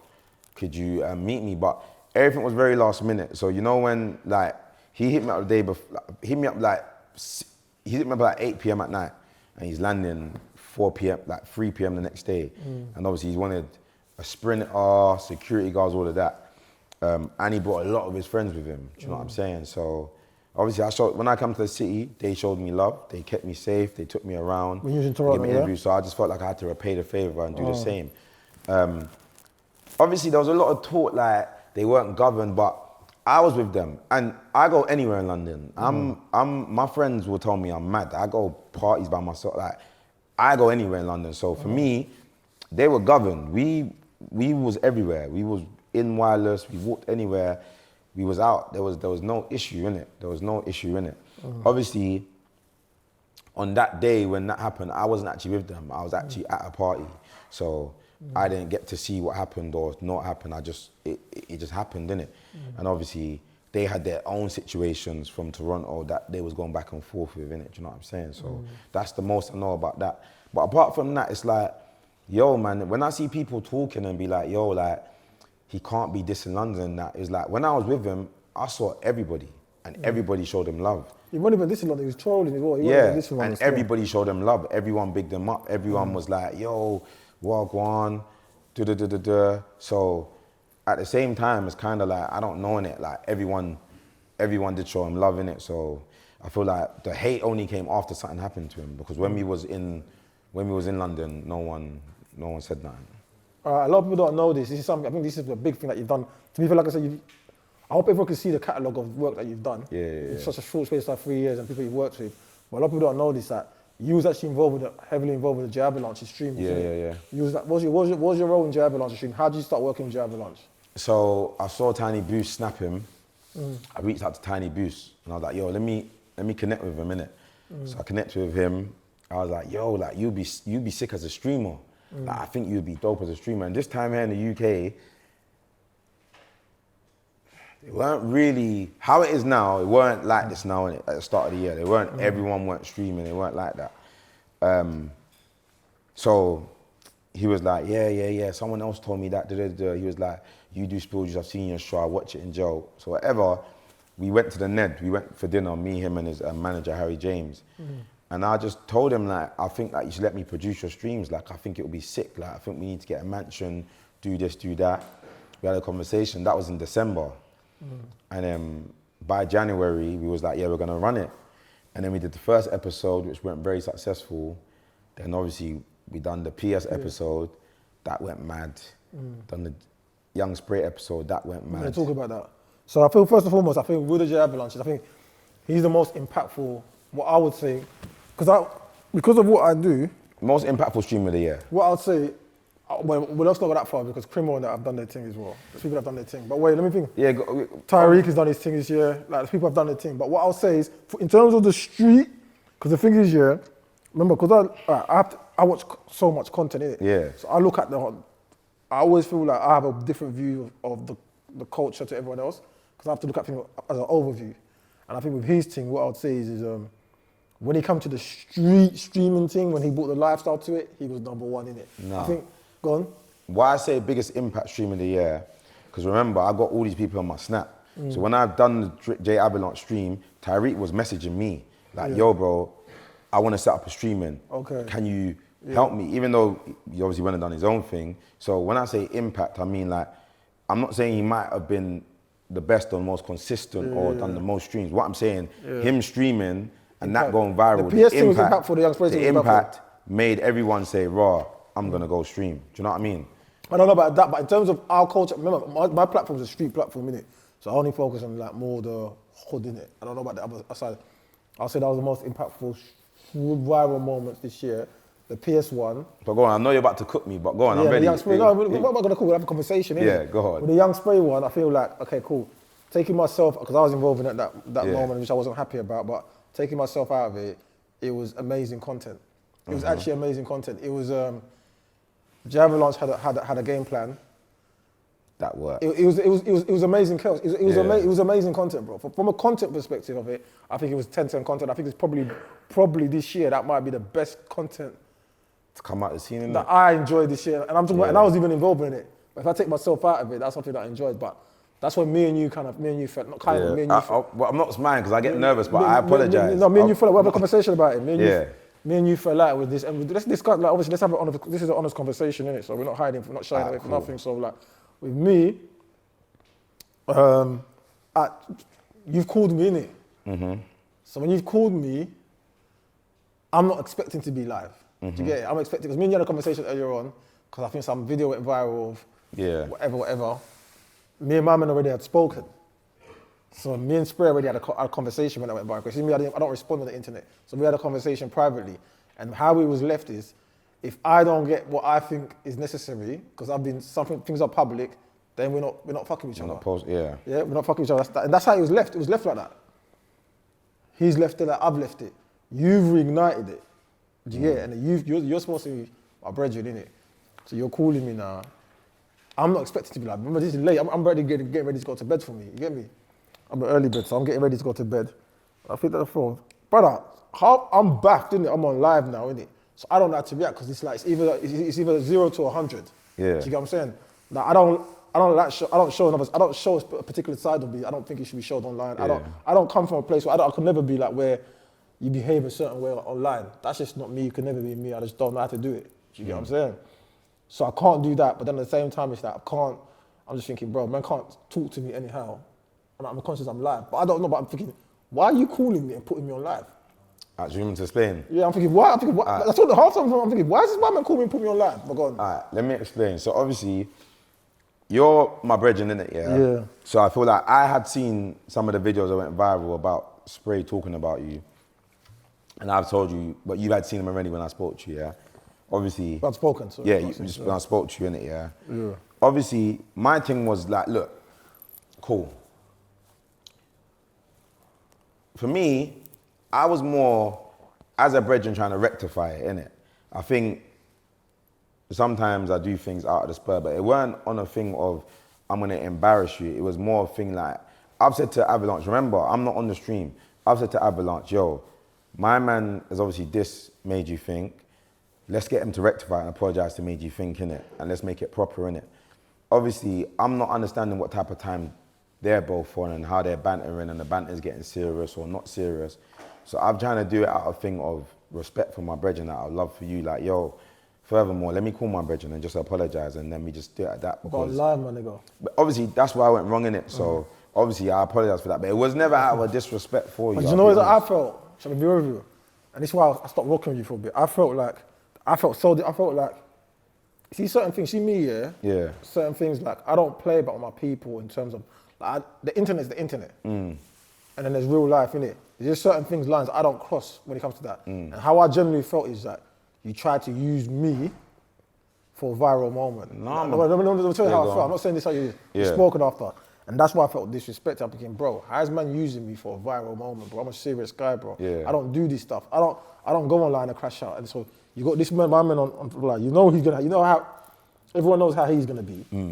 So then I can only behave one way, and then now you're gonna get some mad viral. That's how I felt. Do you get what I'm saying? So I was really, really offended. Obviously, look, at that time I felt like, bro, I felt like, no. I felt, and the thing is, because of like, I don't even like saying it like that, but because of how much I had done for your brand throughout the years, do you know what I mean? How much work we've done together, do you know what I'm saying? I just felt like, wow, how can you? I definitely that's not real. Like, right now, for example, there's a situation with someone, I've had to fall back on someone I respected, someone that I looked at as a big bro in this thing, someone that I've had heart-to-heart conversation with. open up and stuff like that. I felt he's used me for a viral moment. Yeah. And I didn't like how he was reacting in that viral moment. The other person I was dissing, I don't even care about the person. It's like, if you're my people, why is certain things being titled a certain way? Why is things being pinned? Why are you laughing? Because I wouldn't. Do you understand what I'm saying? I wouldn't do that. So, see, with me, when I see stuff like that, it's like, bro, there's no relationship no more, bro. You know what I would say to that? Yeah, obviously, I apologize again because obviously it's never meant for disrespect. And two, it was never for a viral moment because the thing was already viral from the content was there. And I think I generally tried to help, but it just was the wrong online Do you know why I content. didn't think you was trying to help? I'm gonna be real with you, yeah? And that's why this life is scary, because it's like, if I've called somebody, this is me, innit? My point. If I've called somebody and saying, yo, I'm calling someone to apologize to you, innit? So they disrespected you, innit? And then it's going left, I'm gonna bug out at that person, bro. If I'm there in the presence and that person still tries, I'm gonna bug out. So your reaction with me, so if you're not bugging out, then I'm like, that's not really your intention. No, 100% you can say that, but... Do you get it? Imagine I'm like, now, I'm calling my man and say, yo. But you know what it is? Also, remember, I've got good intentions to do that, but also, I've got a character myself. Yeah. I'm not trying to, in the respectfulest way, I'm not trying to be in no room and test no one's gangster, because if I start bugging out and someone starts reacting in a certain way, it's gonna go left.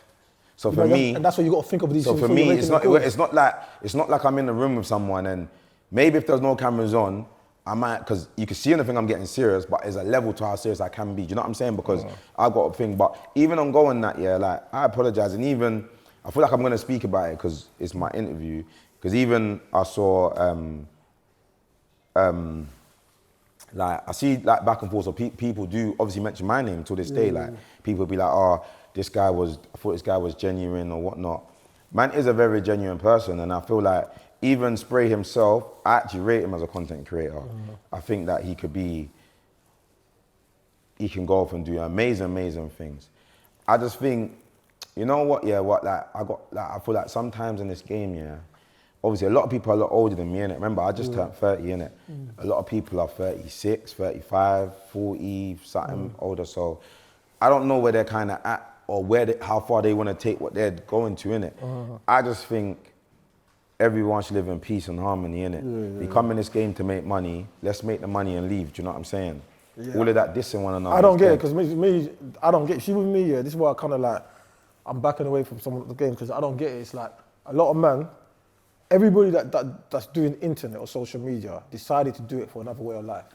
Every single person, yeah? That comes from a particular, whatever they were doing before, everyone's decided, I want to do something more legitimate and better for my life. I don't get then why you're going to jump in it and start creating problems and enemies. Do you know what it is, yeah? I feel like when you come into this game, yeah, this is how I look at it, yeah? This is like serious words. When you come into this game, yeah, I feel like there's so much pressure. You got friends, you got family. You could be here right now with £10 in your pocket and the world, you got friends out there that think you got £1 million because they don't understand the game. Do you know what I'm saying? And then the work you're putting in to get where you're going is so hard. No one even sees that grind. Everyone thinks it's so easy. Do you know what I'm saying? So with all the other pressures you got in the world when you're trying to be in this game, which is family, then you got the fame, and then you got friends, and then you got your partner, the drama. Why then come in the industry with people that you're supposed to make money with and go to war with them? It's just an unhappy life you're gonna live. Do you know what I'm saying? And my thing is this, in it is like, how can I say this? Like, man kind of rates everyone, innit? Man actually don't. I look at everyone's journey and I take a piece from what they're doing and I try to make it be a positive influence on my life, innit? Do you know what I'm saying? I think I had a conversation with Posty. He'd said something to me, I had an idea I said to him, I think it's a good idea for you. And he said to me, right now I'm too busy, I can't do it, but you do it. And I said, no, I don't think I'm like as big enough as I should be yet. And Posty said to me, change starts with power, or power starts with change, innit, or something like that, innit? And I kind of like sat down, I was like, what does he mean by that? You know what I'm saying? But I kind of got from that, like, to gain power, like, to make a change, you need to start with power. Like, you need to start with influence, innit? And I feel like with a lot of things I've seen going in the industry, it's like people are trying to gain power from tearing people down, innit? And my thing is like, yo, man, so low vibrational. Let's just do greatness and but you know it is so together. low vibrational. When I'm seeing it, yeah, it's getting to the point. It's like I think to myself, okay, where is this going in 3-4 years time? Like it's going nowhere, bro. Do you know what I'm saying? It's literally going nowhere.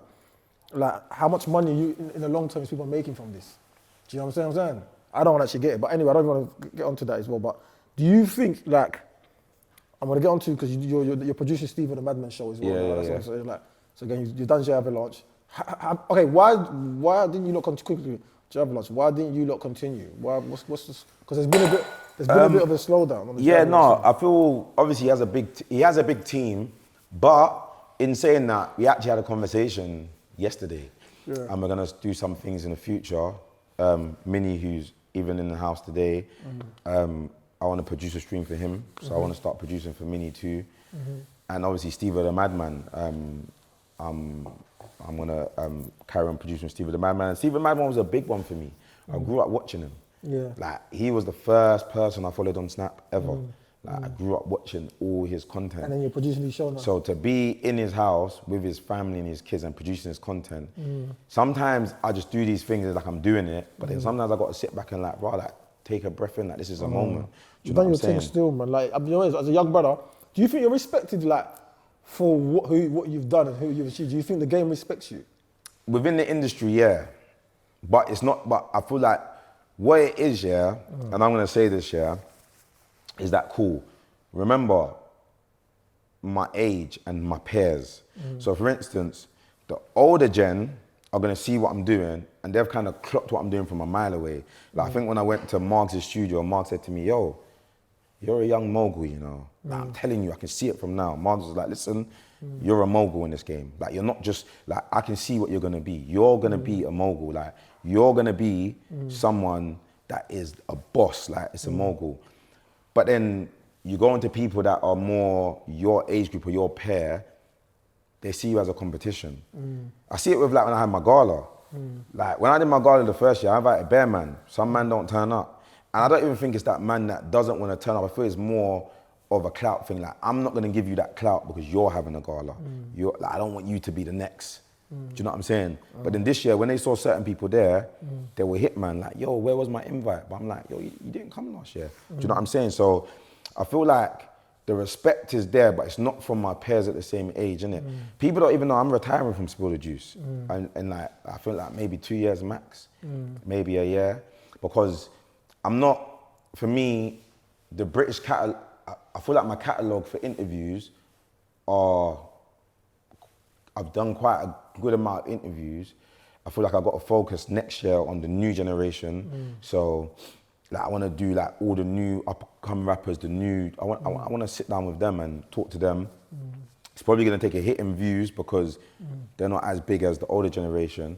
I feel like once I do the new gen and if I get some legends ticked off my list, I feel like it's film time, man. And it's I feel like I'm learning from people. You can't just stay the same. Like you can't just evolve. You got to evolve. So for me, I feel like I've got 2 years left doing Spill the Juice, and then Spill the Juice won't be done. It'll just be another host that will come for that generation. Do you know what I'm saying? But I want to do so much more things. Let's talk about the business side of things as well. Yeah. How much money do you? Because like someone might be watching you, listening to this interview, and think, oh, I want to be. How much bread have you spent? What's the sacrifices that you've had to? You know, I thought he was going to ask this. On the way here, I was doing the maths in it, yeah? I would actually say... Because the 2 holidays I know, and I saw with my own 2 eyes, it was definitely 40, 50 quid. Do you know what? It's mad, yeah, because if I'm going to start, I would just say anything from a $250,000 downwards, innit? Maybe from like 150, 170 upwards. What I'm gonna say that I put in perspective, let's say 200 bags. I put in perspective, yeah. I know them first 2 holidays, that was easily 50 quid gone. That's the 50 quid. But that's the holidays. I'm not even talking about my outfits. If you watch Spill Juice, we've gone down in outfits. When I started the game, I was buying LV, this, that. I've got a Bottega outfit that I've worn twice, that I've worn Spill Juice. Minnie's even laughing. That cost me 2 racks alone. Do you know what I'm saying? But one thing, I'll be honest, I keep it real. When I first started Spill Juice, I had Rolexes. Like, they had to go. I bought a flat. My lifestyle's come down. But I'm all right with that. My lifestyle's come I down. remember you was doing Uptown a bit. We was doing Uptown. We was doing Uptown. I'm not talking about we was doing Uptown. This is what I'm saying. They didn't even know. Like, living still. but do you know what it is? I remember that we was going out. Do you know what it is? Yeah. What I can say to anyone is that this is the grind, innit? For me, what I've learned is that everyone says they're hustlers. Everyone says I can make money. I can do this. The next 50 Cent. But it's like cool. I look at people that like do things illegally or trap.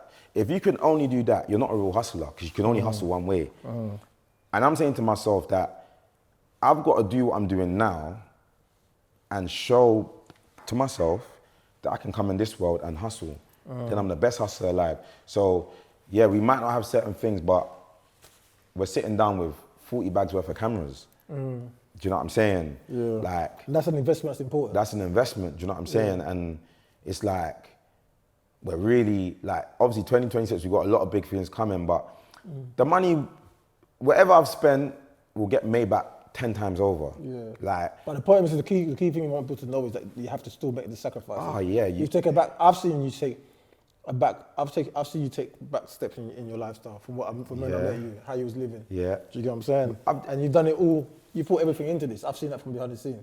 And you know what? I appreciate you saying that because I feel like, you know what? Yeah, I feel like, I feel like the stage at now, yeah, like I was sitting down telling myself like, yo, like,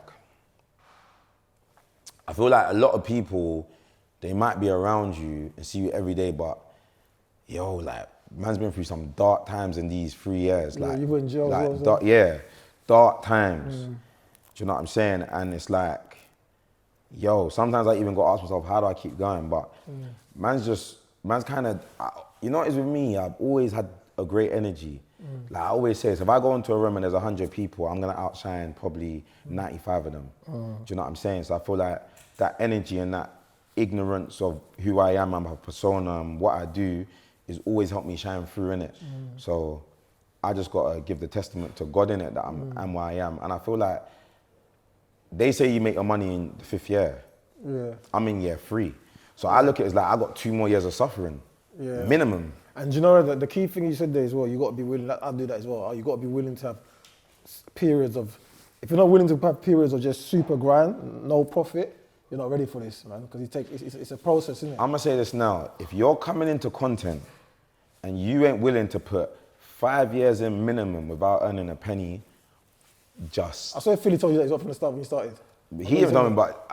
Remember you told me something? Yeah, he might say, because they made the money 50. If you ain't willing to... Because you were saying to me from the year 1, I need to make money, I remember this. Because he told you, bro... Yeah, if you ain't willing to put in 5 years and I've made money, like, I'm not gonna let these people think that I've made money in these 3 years, but it's like, we make the money and we put it back in. Do you know what I'm saying? Cool, let's wrap up though as well quickly, yeah? The last 2 things I want to ask you is, the Gala, that you recently done a Gala. Yeah. A lot of people were surprised that people like, for example, like Twin S and Digga D were there and there was no problem. How did you, like, why was you okay inviting both of them at the same time? Wasn't you thinking, it's a bit techie? Did you speak to them? I spoke to both of them. And I think they was comfortable in being in the same environment together. And it's a respect thing, you know what I mean? I feel Digga D, I have a good relationship with him. Twin S and Twin H, I have a good relationship with them. And with Potter Paper, I was at their wedding, and that was a moment. I think it was more just a respect thing, and it was a good day. Like, it was a good day. I feel like that day I felt like I accomplished. I feel like I got my flowers that day from my friends and family. Okay. Being in that environment with so much loved ones and people actually celebrating what I've achieved. I feel like that was like getting a check for me that day. Okay. Like, that felt like me getting £1 million check because it was like, I'm here.